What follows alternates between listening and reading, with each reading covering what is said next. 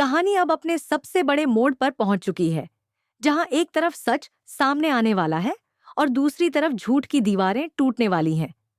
बंटी को जैसे ही ईशा का पूरा सच पता चलता है, वह अंदर से पूरी तरह हिल जाता है। उसे समझ आता है कि जिस लड़की को सब गलत समझ रहे हैं, असल में वही सबसे बड़ी त्याग करने वाली है। ईशा ने जो कुछ भी किया, वह अपने लिए नहीं बल्कि सूरज के लिए किया था। उसने अपने प्यार को कुर्बान कर दिया, अपनी इज्जत दांव पर लगा दी, सिर्फ इसलिए ताकि सूरज आजाद रह सके और अपने सपनों को पूरा कर सके। बंटी यह सब जानने के बाद चुप नहीं रह सकता।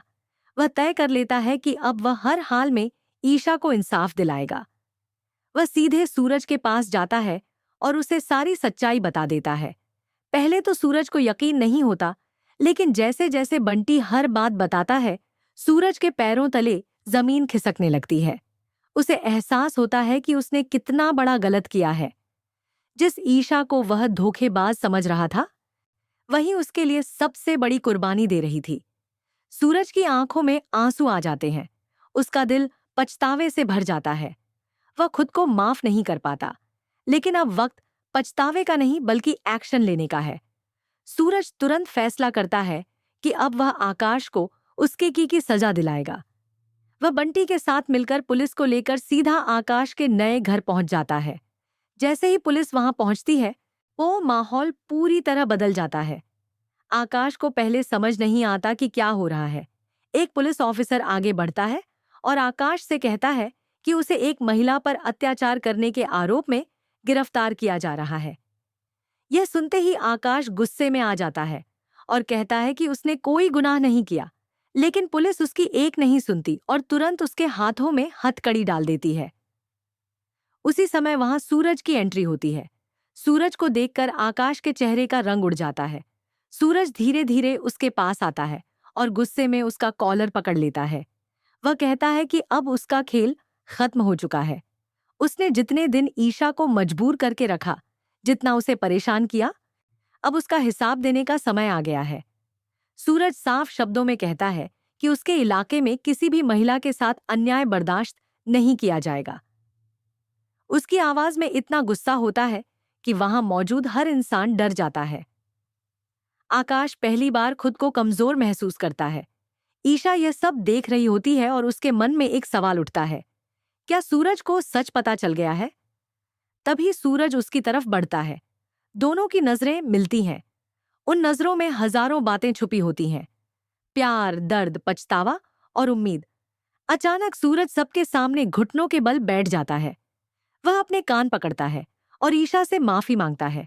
वह कहता है कि उसने बहुत बड़ी गलती की है और शायद वह माफी के लायक भी नहीं है, लेकिन उसे भरोसा है कि ईशा उसे माफ कर देगी। यह सुनकर ईशा समझ जाती है कि सूरज को सब कुछ पता चल चुका है। उसकी आंखों में आंसू आ जाते हैं, लेकिन इस बार ये आंसू दर्द के नहीं बल्कि राहत के होते हैं। तभी बंटी वहां आता है और मुस्कुराते हुए कहता है कि अब सब ठीक हो जाएगा। वह ईशा से कहता है कि वह सूरज को माफ कर दे, क्योंकि अब उसे सारी सच्चाई पता चल चुकी है।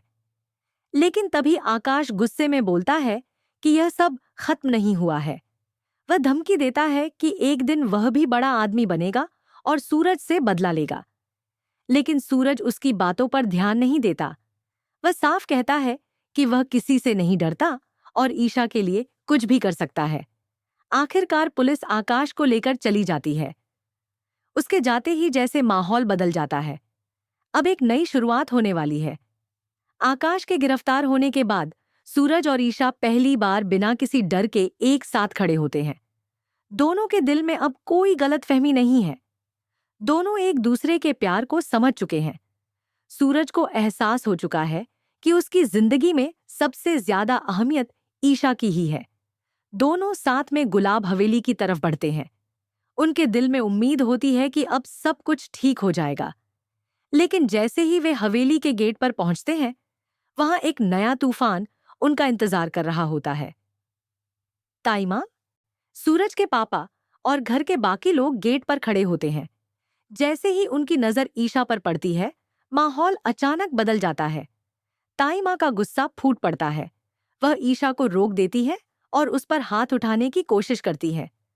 ताई माँ गुस्से में कहती हैं कि ईशा की हिम्मत कैसे हुई वापस इस घर में आने की। वह साफ कह देती हैं कि ईशा का इस घर पर कोई हक नहीं है, क्योंकि उसने सूरज को छोड़ दिया था। उनके शब्द बहुत कठोर होते हैं, जो सीधे ईशा के दिल पर लगते हैं। सूरज के पापा भी ताई माँ का साथ देते हैं।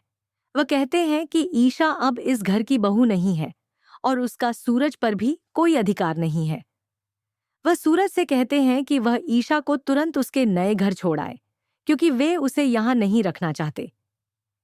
यह सब सुनकर ईशा का दिल टूट जाता है। वह कुछ नहीं बोलती, बस चुपचाप खड़ी रहती है। लेकिन इस बार सूरज चुप नहीं रहता। सूरज आगे बढ़ता है और सबको समझाने की कोशिश करता है। वह कहता है कि जो कुछ भी हुआ, आज वह एक गलतफहमी थी। वह बताता है कि ईशा ने जो कुछ भी किया, वह सिर्फ उसके लिए किया। सूरज अपने परिवार को पूरी सच्चाई बताता है, कैसे ईशा ने उसकी आज़ादी के लिए अपनी जिंदगी दांव पर लगा दी, कैसे उसने आकाश और गुलाब सिंह के अत्याचार सहे और कैसे उसने अपने प्यार की कुर्बानी दी। जैसे जैसे सूरज सच्चाई बताता है, ताई माँ और उसके पापा के चेहरे के भाव बदलने लगते हैं। उन्हें एहसास होता है कि उन्होंने ईशा को गलत समझा। ताई माँ की आंखों में आंसू आ जाते हैं। सूरज के पापा भी भावुक हो जाते हैं।